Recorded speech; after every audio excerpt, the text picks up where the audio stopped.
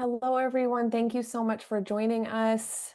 We will take this moment to just let everybody get into the room here with us. Thank you so much for joining from wherever you might be. All right, great. We can do this. We can do intro here. So we are covering talking to kids about illness and death with Chris and Natalie, who are both counselors here at Mettle Health. And I am going to ask each of them to introduce themselves here. Chris, would you go first? Sure. I'm Chris Adrian. In addition to being a medical counselor, I'm a pediatric palliative care doctor in Los Angeles. And I'm Natalie Crittendon. In addition to being a mental health counselor, I also work as a psychosocial occupational therapist in San Francisco. And they're both wonderful humans. I'll just throw that out there. Okay, so I will do some administrative stuff here. So we're going to go through some slides.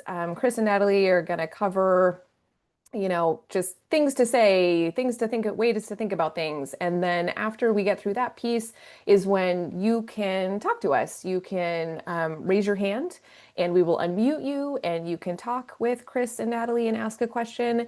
And if you'd prefer to not do that, you can type it into the Q&A section and I will read it aloud for you for them to address. So two options here, depending on where your comfort lies.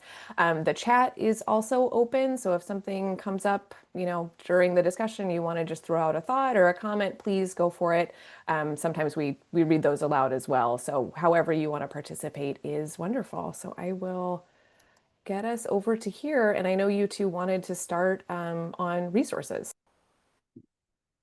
Yeah, maybe I can start by saying a little bit about the Dougy Center. In some ways, I feel like my whole contribution to this conversation is really just those two words, Dougy and center. They are a organization based out of Portland, Oregon, um, um, that offers local resources for kids and families dealing with grief and loss. But they also they're national thought leaders about around how to support young people around grief. And so if there's a whole library of resources, really everything you could think to ask about young people in grief, arranged both as video resources, podcasts and interviews with folks, both parents and young people who experience loss, and then a marvelous search tool where you can put in your location and into their search engine, and it will show you grief-specific resources and family specific resources in your area. And the other reason it felt like it could be nice to start with mentioning the Dougy Center and is to say a little bit about their story, because it feels the story feels like it pertains to the main message, I think, of our conversation. Dougy Center is called the Dougy Center because of a young man named Dougy. Dougy Turno, I think, was his last name. He was a 13-year-old young man who had an inoperable brain tumor back in the early 80s. He went to Portland to OHSU for a higher level of care to be part of the research study. And even though he was getting, a very high level of medical care on the psychosocial side, he found that even though he wanted to ask people about what was happening to him, what was happening in his body, and have frank conversations about what he suspected was happening, namely that he wasn't going to survive his cancer, that he was going to die. He couldn't find anyone to talk to him about that. And so being a resourceful and widely read young man, he wrote to Elizabeth Kubler-Ross because he identified her as a woman who could potentially be able to answer this question for him. They started a correspondence, and she put him in touch with a former nurse in the area, and together Dougy and this former nurse started peer support groups around grief, loss, and questions of death and dying.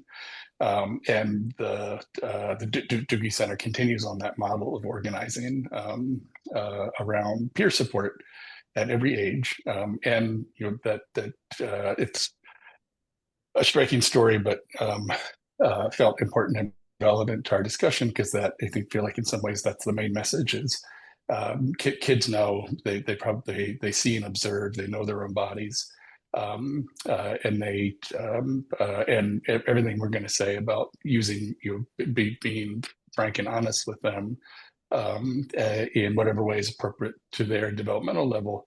It feels like it's illustrated in Dougy's story, or but because he knew he wanted the information, and the and he found a responsive set of adults to provide it for him. And then I'll share about us accessing this community resource of our libraries and librarians. The librarians, this is what they studied to become a librarian, is what type of literature, what type of book would be the right match for the person in need of something. And our local librarians are there to support us at different times when we want more information or stories that'll help us understand something. So I always want to encourage and remind folks to, go to the library. You can let the librarian know what's going on in your life if you feel comfortable with that. They hear a lot of people's stories, and what I have found in my experience in working with many different librarians is they really want to help in the way that they know how to help, which is to find a book that will offer insight, connection, understanding, and reflection. So just a soft, kind reminder to remember that they are there for us as fellow community members and specialists in books. So we did write as a reminder that not just for a child, if you are caring for a child, that they're navigating serious illness for themselves or a loved one, or a terminal diagnosis, but also for the adult that is caring for them, asking for books that would resonate, even if it's audiobook. If you're not a reader, some folks reading books, but they also have recommendations for accessing audio connection and information. And maybe go ahead. Sorry, go ahead. I was just going to say, as a child of a librarian, I also just love this because libraries are wonderful places, and all of this is true for lots of things. So shout out to libraries and librarians. Go ahead, Chris. I don't think I knew you were the child of a librarian. That is, I have. I am too. We both Sonia. Like there's a novel to write here about children of librarians. Two other things I was gonna mention. The Dougy Center in your local library, or it doesn't matter where, like what your situation or where you are.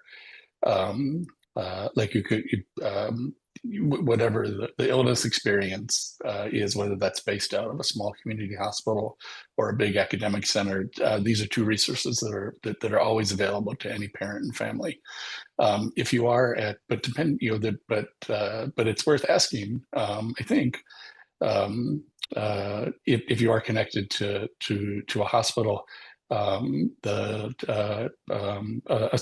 Many social workers have particular training, even if they aren't necessarily pediatric social workers or palliative care social workers. They nevertheless might very well have specific training in working with kids or young people around grief and loss. And then if you are connected in any way to a children's hospital or a children's medical center, asking for the child life specialist. Any and every child life specialist. They're all developmental specialists trained at the master's level to communicate with children at their developmental level, and all of them have special training in talking to kids about grief and loss, and working in the bereavement space with them, including in the anticipatory bereavement space. So always worth asking for. Also, if you're at an adult hospital that has a connection with a children's hospital, sometimes they're literally physically connected. Sometimes it's an administrative connection. Occasionally, depending on the resources, the child life folks will come over to the adult side to work with kids if on a consult basis. So always worth, I think, always worth asking about, because even if the answer may be, oh no, we can't quite manage that. But if they can, it's it would undoubtedly be really helpful. And I'll make a note of that in the notes when we post this on YouTube, Chris, just a shout out to the child life specialists. Yeah.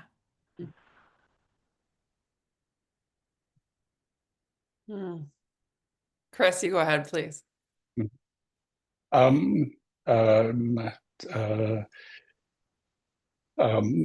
Yeah, maybe this again. I'll be sending people back to the Dougy website over and over. But the Dougy folks, one of the ways that they, in sort of a general framework, they offer around talking to kids about grief and loss and death and dying is what they call an ARQ model, and the A and the R and the Q stand for awareness, reflection, and questions.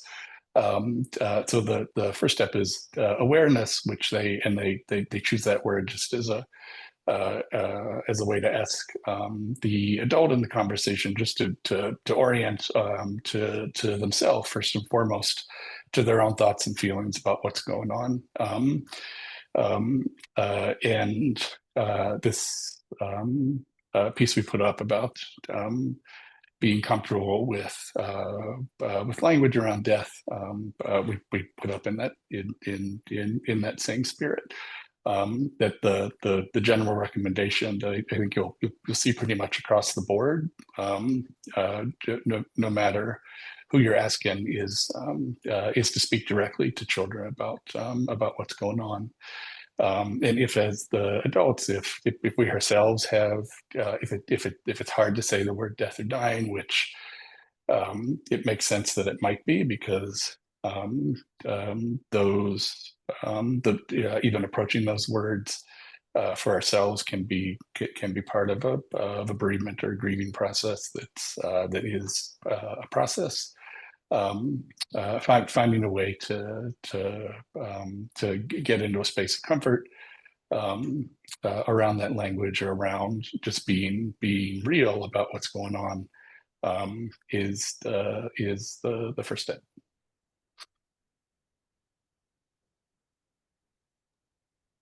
I feel like that says it all. Natalie, do you want me to just go to the next one? Yeah. Okay. Yeah. Yes. Yeah, so maybe I think we can, like, the theory, or I think that the common denominator, again, around, whether you're asking a pediatrician or a social worker, or a child life person, a bereavement specialist, I think throughout the at least the North America and in Europe, I think that the common theme is speak directly, and say the words death or dying. That avoiding euphemism, even though it makes sense to it makes a really fundamental kind of heart sense to want to protect a child, especially to protect your own children from any more hurt in a situation where there's just extraordinary, what sometimes feels like unbearable pain happening. and to protect them by by saying something besides something that's not quite so stark as dead or dying.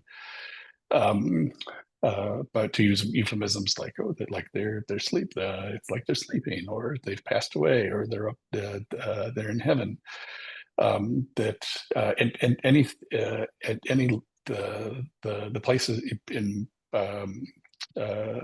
the opportunity for things to not be clear to the child when they're listening shifts their energy and attention to trying to figure out what's going on rather than actually being with what's happening.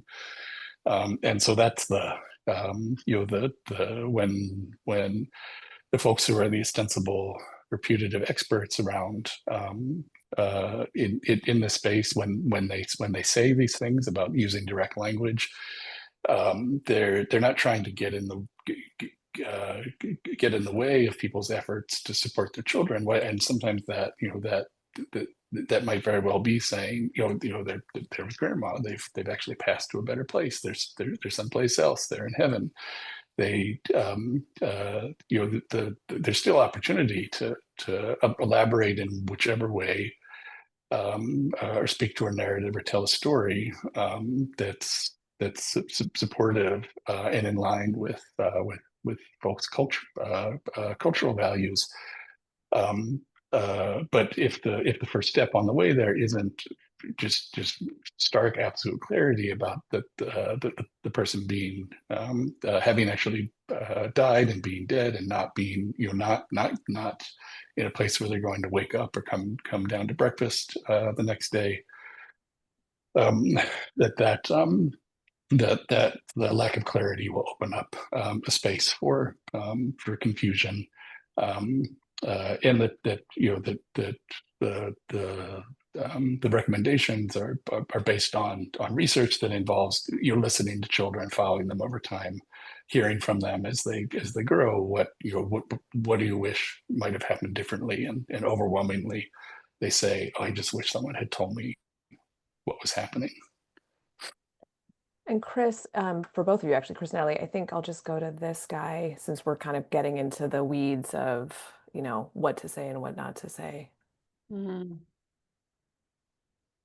Yeah, Chris reminded me when we were preparing for this idea of if we tell our children if this idea of someone going to sleep, that they've gone to sleep. Chris reminded me how then kids actually then develop a fear of going to sleep, right? Because that's something that we do daily, hopefully, right? Regularly. And that's not what has happened or will happen to someone that has died or will die.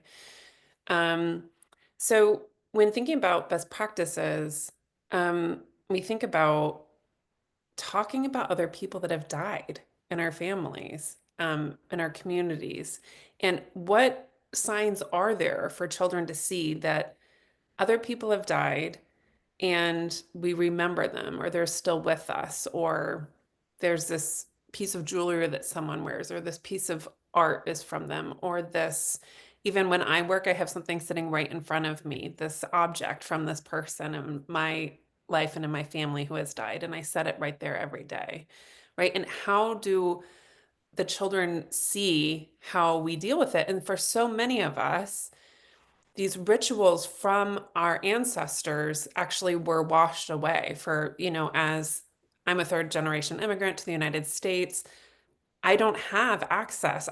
None of that was carried through for many different reasons. And so if we don't have that currently, then what rituals do we want to create? So this burden as adults caring for young people of, oh, we don't do any of it. I don't have it. I don't have access. I wasn't taught for many different reasons to carry on whatever it is from wherever our ancestors came from. It's okay. I give you all the permission in the world to have a fresh start and to decide now. So if someone has died recently in the neighborhood or in the building you live in or within your family, do you want to, coming up for Day of the Dead, put out a photo with a candle lit and share about what certain cultures do around Dia de los Muertos, or do you not? And do you want to do something else? But it's okay if you start now and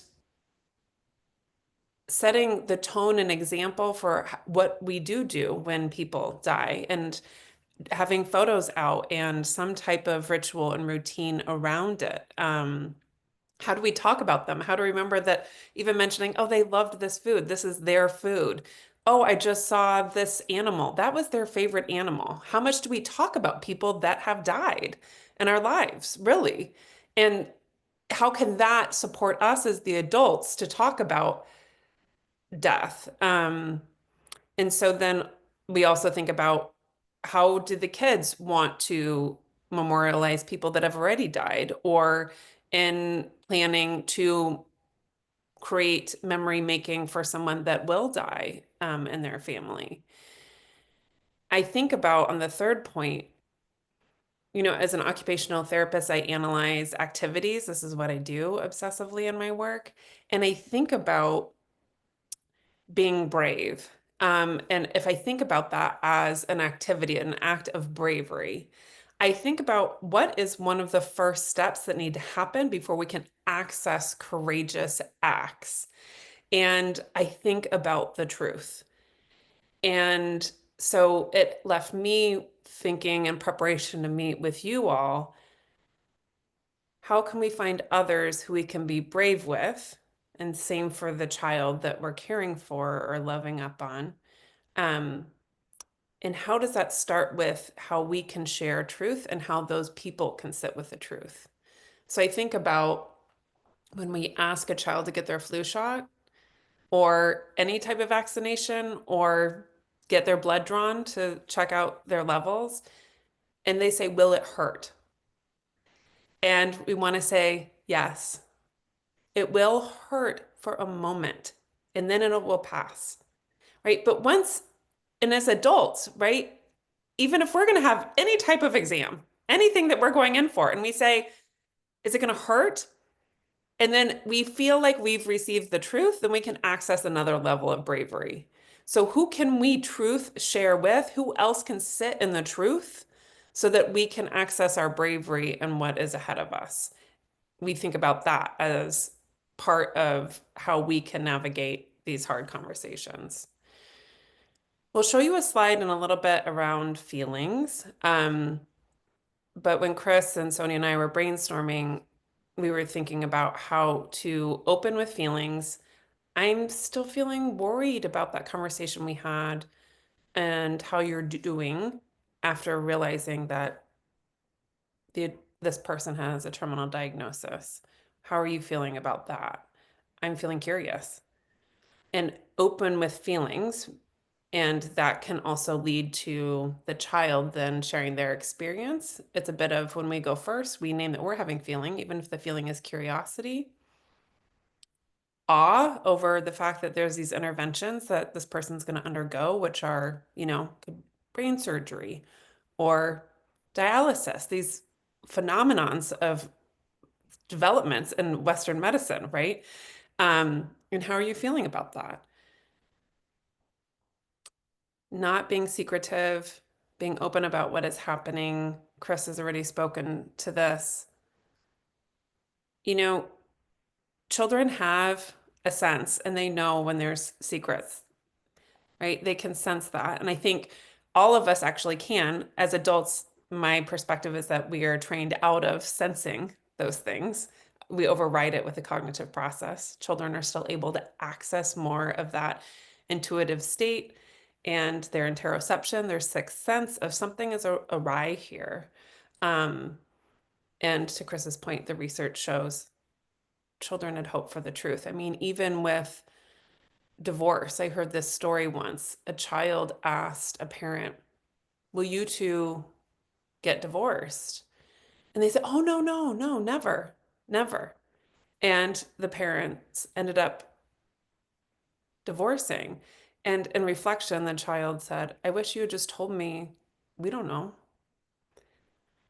right? We don't know what exactly lies ahead. And if we do know what lies ahead, can we name that? And if we don't, can we say, we don't know? Being open about what we really do and don't know. Can I interject with my own thought here really quickly? Is I think that children and even as an adult, also when I don't know what's going on, but I can feel that something is going on, I tend to make something up in my head, which will probably be worse or scarier or whatever it is. And then I'm holding that belief that hasn't been confirmed as the thing that is actually going on. So it's not like you're taking away worry by not talking about it. You're potentially just leaving a worry that is made up by the person to then sit with it by themselves. So it's just another reason to be open or, to Natalie's point, like, I don't know. I don't know what that's going to look like, but I hope we can, keep you updated because in the absence of that, most of us, I feel like, will go to making up our own narrative about what's going on. You're here, Sonia. Chris, what do you think? Anything to add? What did I miss? Well, just to second that point about um, um, people making, like in the absence of an explanation, people will make up, a story will come to account for the feeling. And I think um, we when we were um, talking in anticipation of putting this webinar together, I think we all had a moment of like start being like a startled moment of remembering, oh, that's right, we like our minds worked very differently when we were children, and I think that adults just tend to, like, we forget all about it until people become parents, and then you start to remember again as you see your children's minds work in all these marvelous and totally strange to an adult ways.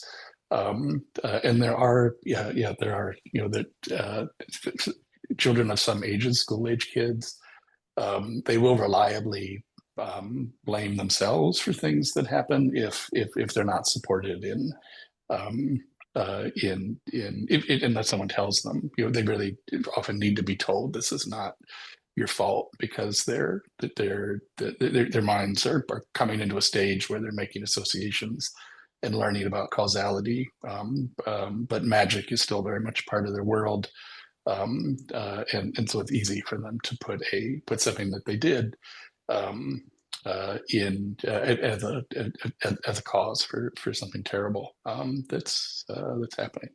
Hmm. Yeah. And then I think of that kid sitting with that idea that it might be their fault without any help around it. And that's a rough place to be. Mhm. Should we do But it, feeling? mhm. Oh, go ahead. Go ahead, Chris. No, no, just gonna say it, but it doesn't. Um, it is as terribly heavy as it Yeah. is for that child to carry that. It's so easy to disabuse them of it Mm. and take it away, which is, again, is part of why people, I think, beat so loudly on the be clear, don't hide things. Mm. Let language, just because there's so much at stake, and it is relatively um, even in the midst of people's own grief, it's not as hard to do as you might think. Mm. Even though you may also have to, like, so for younger kids, they may come and ask over and over again.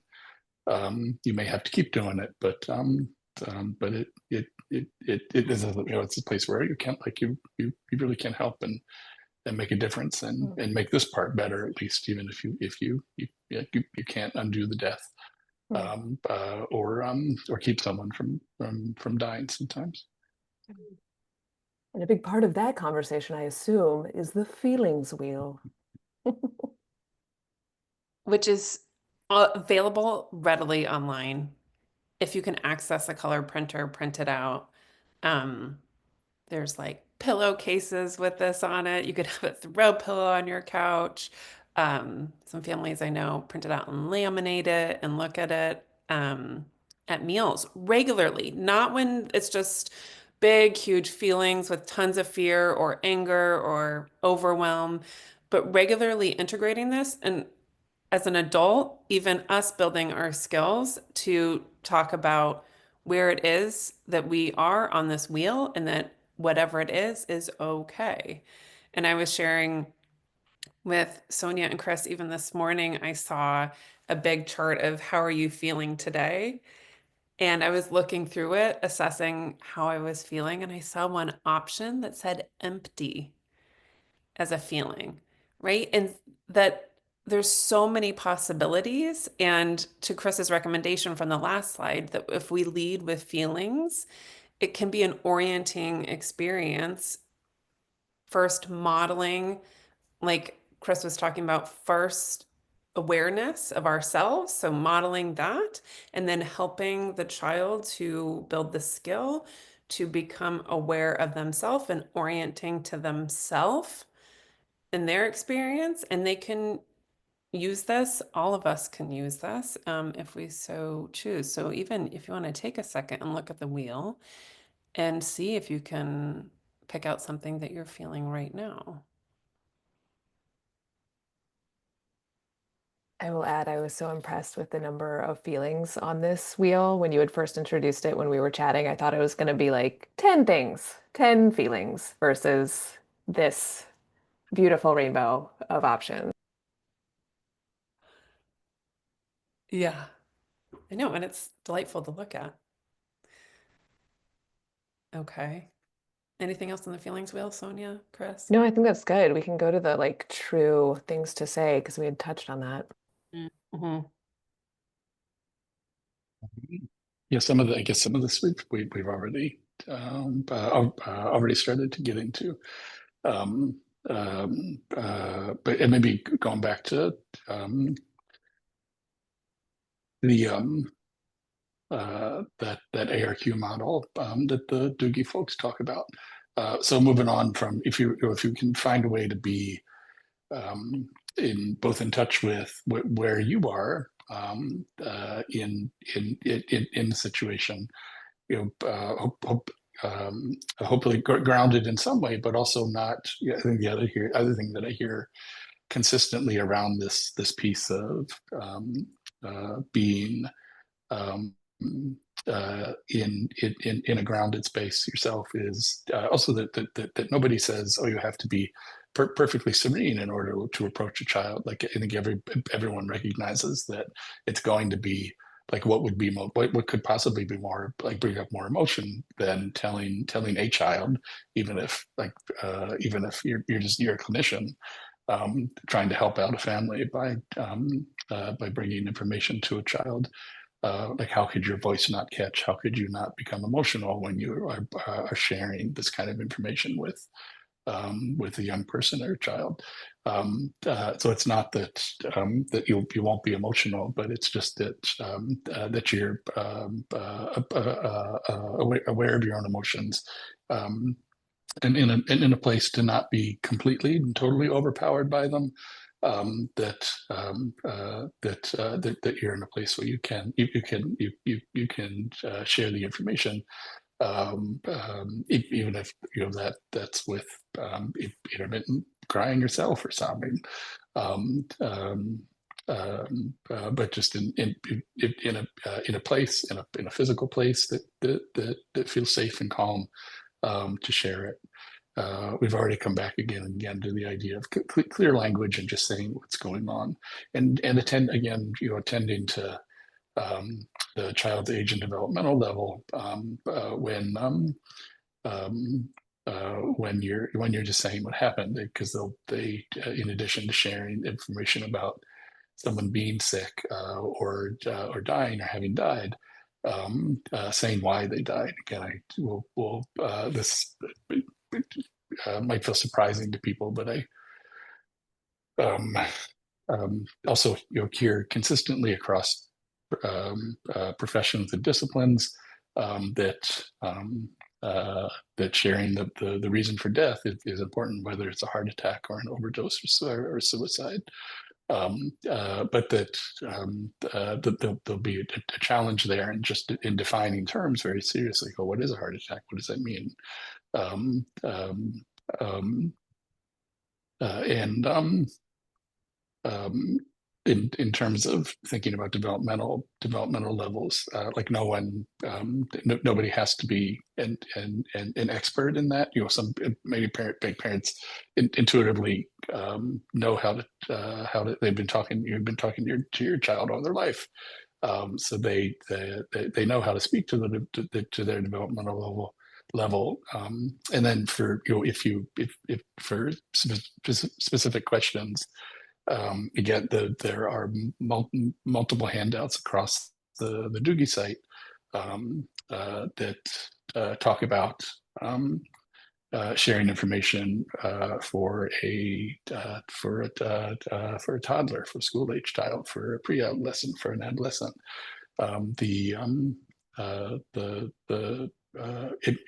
Information is out there and readily accessible. Going back to that ARQ model, after that kind of grounding and awareness piece, the R stands for reflection. So you shared the information with them, and then when they speak back, reflecting back what you're hearing from them. And I think they offer this in part as a just kind of a general principle, meeting the child where they're at, and aside from the basic facts, asking after exploring their feelings by reflecting what they're saying back, and that reflection piece helps to not get ahead of where the child is, and because I think that's one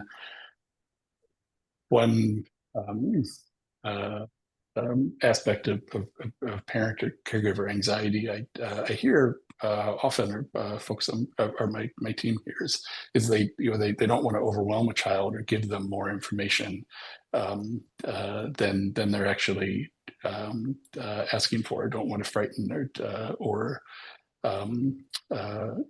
overwhelm them. And just saying what they're saying, saying what you're hearing, helps complete the essential work of just helping the family, helping the child hear heard. Yeah. Chris or Natalie, would you mind doing like literally what that might sound like an example? I can imagine that would be really helpful for people to hear, like what the child might say and what you say in response. A child says, "I don't want to die." And the adult says back, "You don't want to die." And then pause and wait, because like Chris just said, they will let us know what is next.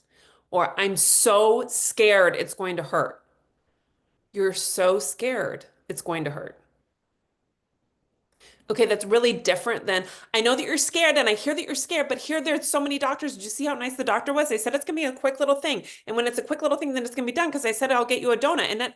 And we're taking them on this journey because we want them to be okay. Of course, we want them to be okay. And what it does is we're at risk of adults saying, "Look over here, look over here. Okay, over here." Right. And of course, at the time of the shot, at the time of placing the IV, at the time of like starting something, if you need to distraction is a tool. And the time around that integral moment when the child is saying something, the simple reflection where we don't have to work harder as the adults. We think we gotta like come up with a whole plan, a whole speech, and redirect you. I'm gonna just direct you. What we risk is the child feeling alone. And I know that as adults, we don't want the child to feel alone. They need company. They say, "I think that the medicine's going to go inside of me and I'm going to turn red." You say, "You think the medicine is going to go inside of you and you're going to turn red." Uh-huh. And then wait. And they might say, "Am I going to turn red?" You're not going to turn red. Right? Or parts of you may be inflamed and it's going to look red. Right? But slow down and you start with just exactly what they said.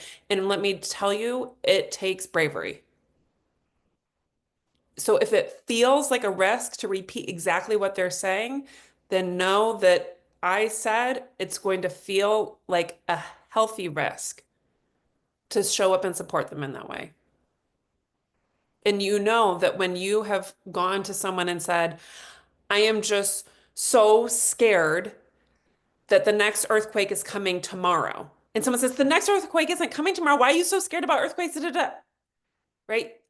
But I am actively scared that the next big earthquake is coming tomorrow. And if someone said, you're so scared that the next big earthquake is coming tomorrow, then I'm like, yeah, but that could be any day.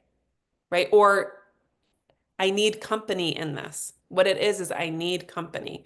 So when a child speaks, oftentimes any of us are speaking because we need company. And how can we accompany them? I mean, that's why we're even here together right now doing this, is because you want to accompany a child in a more meaningful, connective way. And so even connecting around death, using clear language, not using euphemisms out in the world, when they're little ones and they see a dead worm, right? In the garden, they're like, oh, this worm.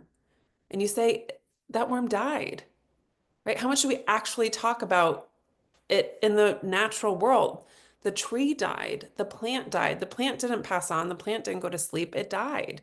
And there's lots of reasons. It might not have been getting what it needed in terms of sunlight, fresh air, water, it died, right? There's death all around us all the time. And children are fascinated,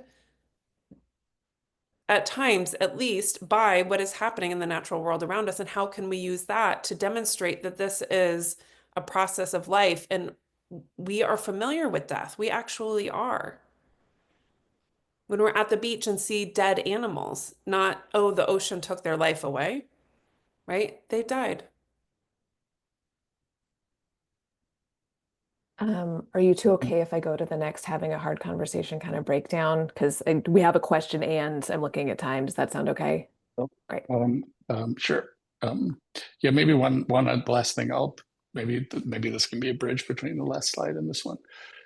Is that another that reflective tool, or the reflection step, um, can actually be a way to to answer a question. There may not be an answer to the questions that a child is asking, and hear parents, caregivers being anxious sometimes about opening everything up in an honest way.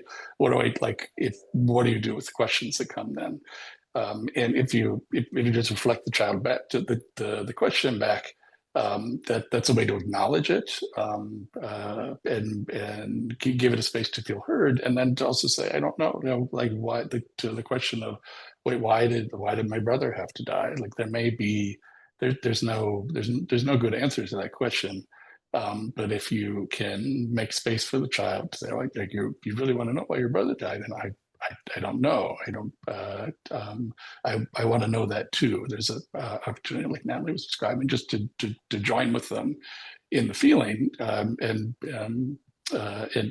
make space for it, before trying to answer it, if you can, or not answer it if it doesn't feel like there's any good answer.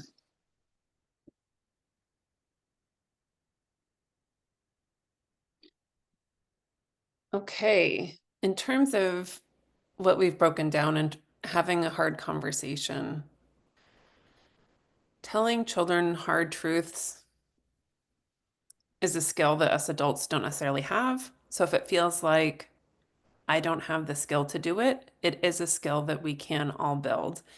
And it's okay if you feel like you don't have it. We live in a culture that does not really support us having hard conversations and having that skill. Hence us being here and doing this. Pick another adult. Anything else that we have to do that's hard, I would always encourage people to have someone else to do it with. A friend, a school teacher, a partner, a neighbor, and say, I need your help. And work on it together in a way that you would around, I'm trying to decide what school to send my kid to? I'm trying to decide if they're at the right age to have their own cell phone. Can I brainstorm this with you? Right? How many activities is too much? Can they go walk in the neighborhood on their own? Can they stay out at night? Can they ride in a friend's car? Can they not? Any other time there's something else to think about and consider that is nuanced. Who do you go to? Who do you feel like you can be brave with and ask for help? Um, Even if it's role playing it, even if they're not there for the conversation with the child, but can I role play this? Can I do this with you for a few times? Can I practice and then sleep on it and get back to you next week? So ask for help. Another skill that a lot of us have not developed and is not modeled for us. So I want to name that too, asking for help from someone that you trust. Starting the conversation.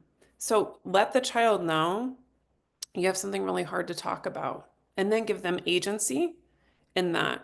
Is now a good time?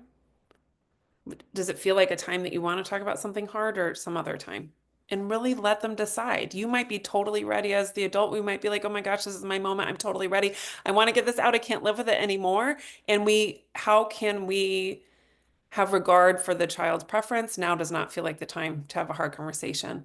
And then if that's the case, okay, I'll check in with you again tonight or tomorrow morning. What do you think? Tonight? Okay. Then tonight I'll see if you're up for having hearing something that might be hard to hear. And if you're up for it sooner, let me know. Okay. We've already talked about this.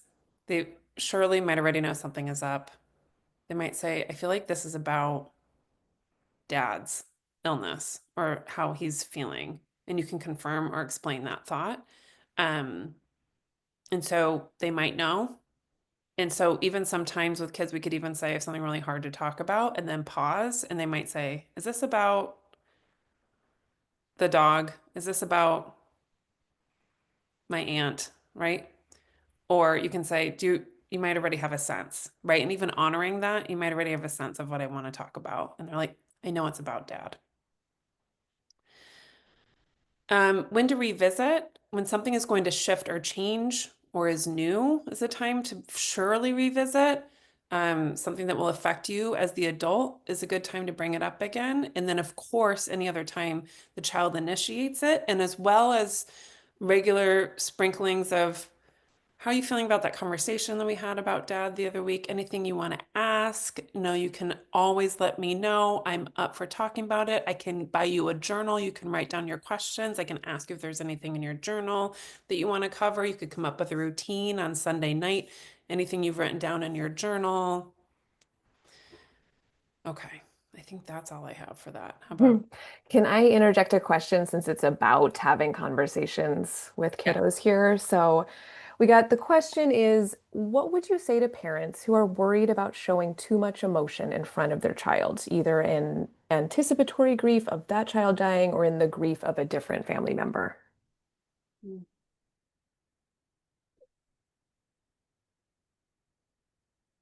That I'm with you for starts, that I'm with you. It's hard to figure out when measuring it how much is too much. And I'm with you in that struggle, first of all. But Chris, do you have an actual recommendation? Just that you know, um, and maybe one thing I think um, that clinicians who get to either stand on both sides of the parent and sort of be with the parent and child in overlapping spaces or sometimes separate spaces. Um, it doesn't take kids don't have to be that old before they start protecting their parents, and then you start to get into this quite beautiful and touching space of mutual protection, where the parents don't they worry about showing emotion and adding to their child's burden, and the child feels the same way. so I think in general, when parents ask me that question, and what I hear from other members on my team among the different professions, when they ask about that, the general response is it's probably more okay than you think to show that emotion and share it, because I think again the um, um, I think everyone just wants to know that the other person is going to be okay. And it's rare that anyone becomes so dysregulated in the emotional space that what you demonstrate to the other family member is, oh, I'm not going to be okay. Like I think in most of the time, the emotions actually lead to a place of, like, I've just cried my eyes out, and this was completely exhausting, but after on the other side of this emotional release, I'm more okay than before it started. And maybe there's another one coming, a day later, a few hours later, a week later. But this is not there are exceptions, and for parents who are really they're really worried that there's somebody if you're engaging with our deeply flawed medical system, even though it's deeply flawed, there are people, there are extraordinary clinicians in each of these in the deeply flawed spaces who around this stuff at least are waiting to talk and available to support you. If you're really worried, you can talk to somebody. But I think in general, it's okay to show and share those feelings. And again, it's part of what people tell us on the other side of all this, that uh, um, parents want to hear from their kids, and kids want to hear from their parents. They generally don't um, regret sharing emotion. And I would encourage everyone to, yes, anticipatory grief of a child dying or grief of a different family member. And so that's one part of a whole skill, right? Of figuring out how do I express my feelings. And so I would encourage everyone to also increase emotional literacy and cultural feeling expression within the family unit at baseline. So, like, the plate of food comes, you're like, I am delighted by all the colors on this plate. Oh, I feel really excited to try all of this, right? So, yes, there's the grief and expressing the fear and the sadness and the overwhelm and everything else. And how can the emotional literacy of the family unit increase in general around, oh, wow, what is it like to stand out here in these trees? What do you feel? Right? So, how can there be a cultural shift across the board where I think it can feel overwhelming when it's, how do I manage this one lane when I don't maybe access all the other lanes?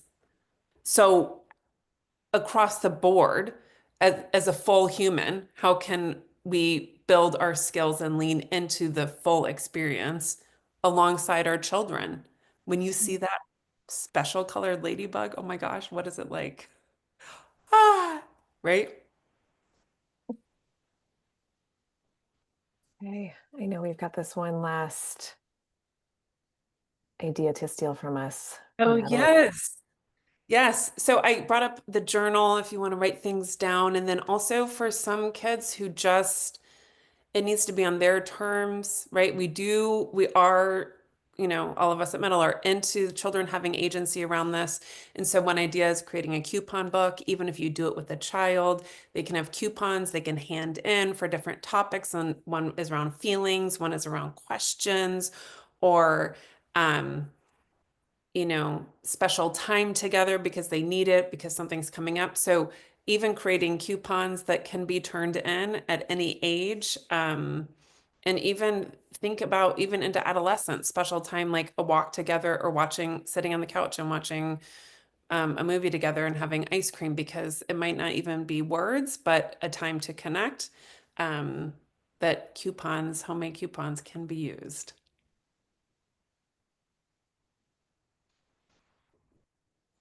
Love that idea.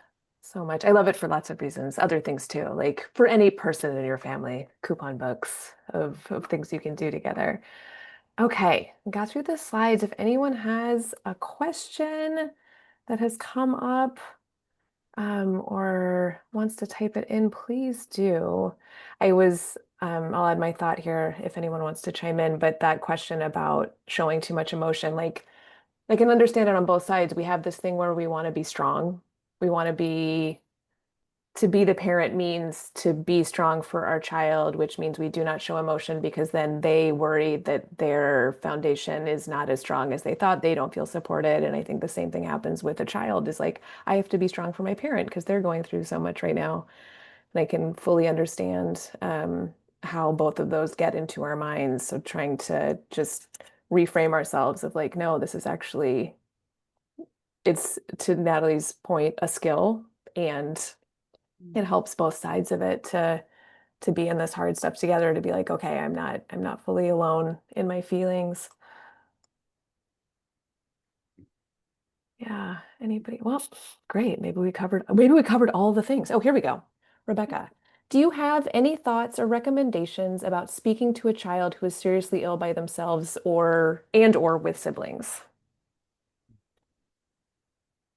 Again, just to come say those two words again, Dougy Center. Again, they there's a whole lot of material there around approaching kids who are ill themselves, and maybe I'd say that some of this of what we've been saying about talking to kids about family members who are sick or dying, who have died. That when it's the child themselves, I think it becomes a little bit different, because I think you would not then hear emphatically from clinicians, oh, you must tell the child exactly what's happening, or there's not a recommendation that cuts across all developmental levels to tell them the truth about what's going on. Like you absolutely do not hear that. What the thing that what the recommendation I think that you'd hear across developmental levels is explore their feelings.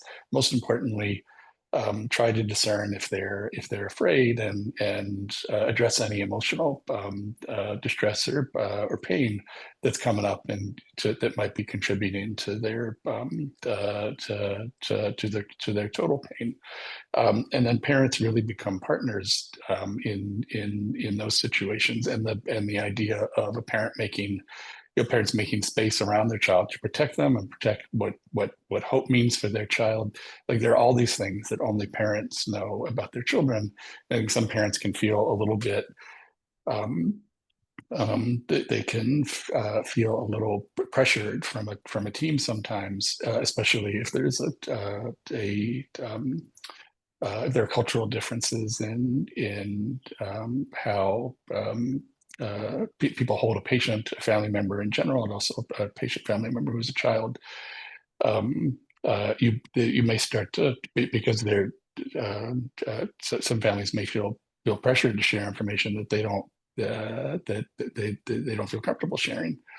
But I think it really just all comes down to clinicians on the one hand just wanting to make sure that if a child that no child is suffering with fear or anxiety, in a way that can be separate from knowing all the facts, because you can address that fear and anxiety and still shape the care around how the family makes decision and communicates, and how parents want to act as interlocutors between the medical team and their child about what's going on. So I think the recommendation would be just to discern what the child's feelings are, and then just ask them what their questions are about what's happening, I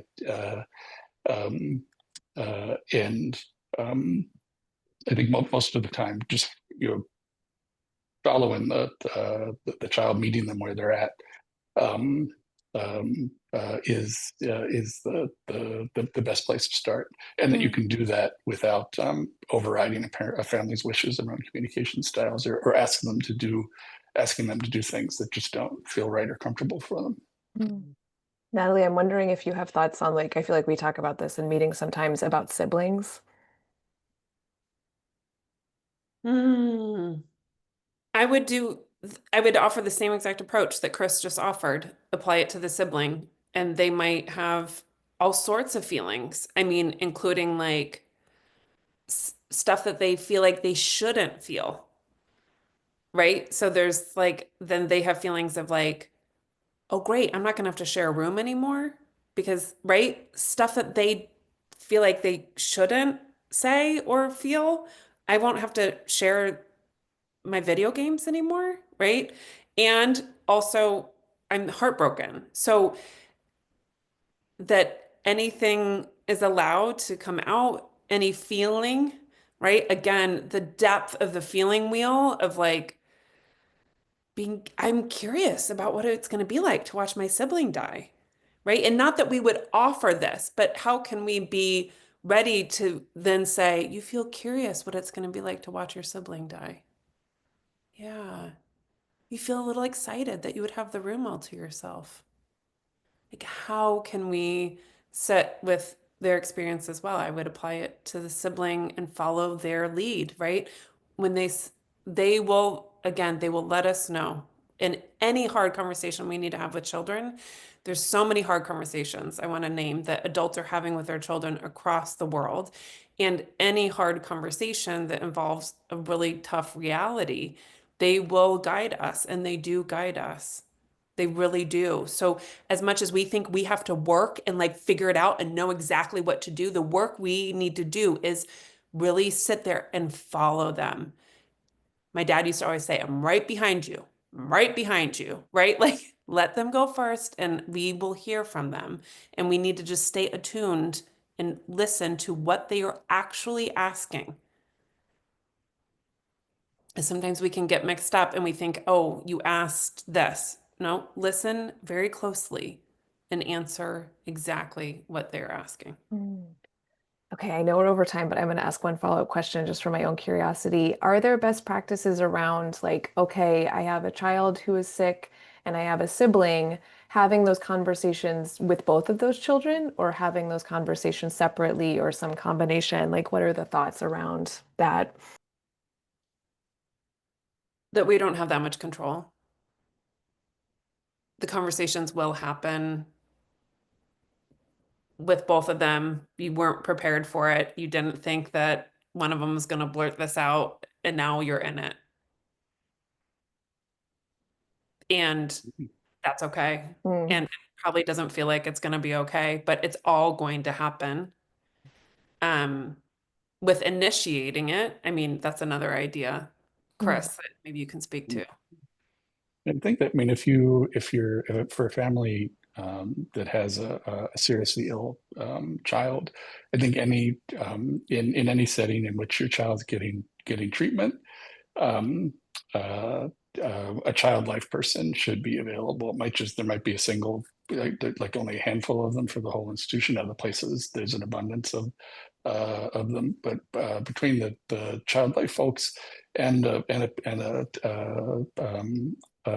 pediatric social worker, there's expertise and support around that for any part that doesn't feel like it's unfolding naturally, or there's a block, or just they can also just, they can be partners in thinking with parents about, oh, this is like, what part of this is normal, what part feels where in this should I be worried, because no, like, uh, um, um, for most families, they will have never done this before, thank goodness, and hopefully never have to do it again. They won't have any experience of what's unfolding for them as a family, but there will be clinicians who will have seen it happen before and will have a sense of the range of what's unfolding naturally, and where could parents step in to support things more. And again, if you are a parent with a sick child, those resources should be there. Sometimes you might have to ask for them because they're just not they're not supported at the level that they come to you as a matter of course, but they really should be there. Mm. Okay, anonymous attendee who just put in your question. I want, let's see, Chris, Natalie, do you have just one more second? Maybe we can just address it while we're still on here. Okay, great. So let's see, inpatient palliative social worker at a community hospital here, working with a patient whose primary diagnosis is anorexia nervosa.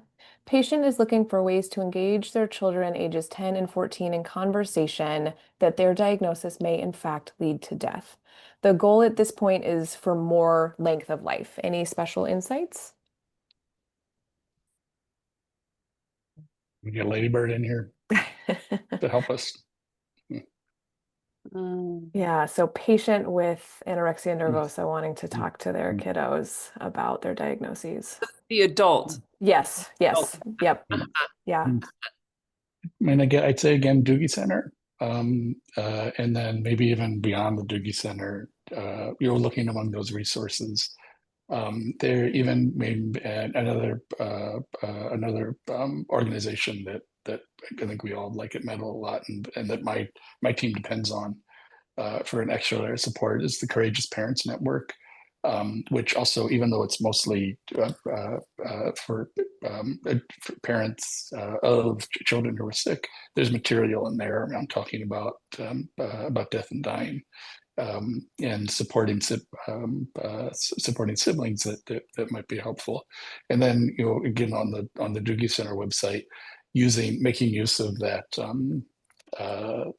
of their search tool might open up a host of local resources for that mom to connect with for bereavement support. Also, if